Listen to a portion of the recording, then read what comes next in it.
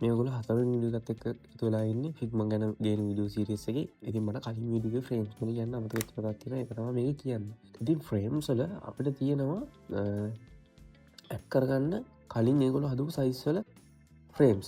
ඉතින් ඒක බලමු අපි කොහොමද කරගන්නේ කියලා. මෙතන ෆ්‍රේම් ටූල් එකට පාරක් ක්ලික් කළාම මේ දකුණු පැත්තේ ඩිසයින් පැනල් එකේ පෙන්වලා තියෙනවා අපිට මෙතන ෆ්‍රේම්ස්.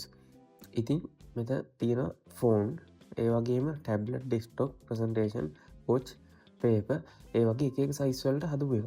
දැන් මේ ෆෝන් එක ඇතුළේ බැලුවොත් අපිට ෆෝන් එක ඇතුළේ පෙන්වනවා Android compact, Android medium, මේ iPhone 16, 16 Pro, ඒ වගේ අපිට කලින් හදලා දීපු ෆෝන් වල, ටැබ්ලට් වල, ඩෙස්ක්ටොප් වල එක සයිස් වල අපිට බලා ගන්න පුළුවන් ෆ්‍රේම්ස් හදලා දීපුවා.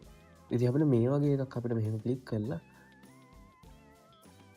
අපේ ඩිසයින් එකට මෙන්න මේ ෆ්‍රේම් එක ඇඩ් කරගන්න.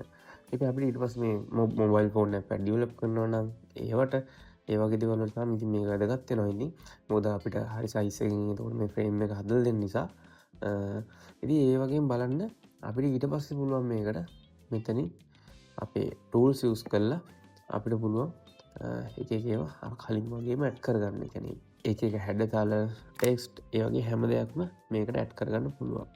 ඉතින් මට මේ කලින් වීඩියෝ කියන්න බැරුණු නිසා මේක මේ වීඩියෝ එකෙන් කරන්නේ. මම ඊළඟ වීඩියෝ එකෙන් ටූල් බාර් එකයි ෂේප්ස් හදන්නේ කොහොමද ඒ වගේ එක දේවල් ගැන ඊළඟ වීඩියෝ එකෙන් කතා කරන්න. ඉතින් අමතක නොකර channel එක subscribe කරන්න, like කරන්න, comment කරන්න, යාළුවන්ට share කරන්න. ඉතින් ඊළඟ වීඩියෝ එකෙන් හම්බෙමු.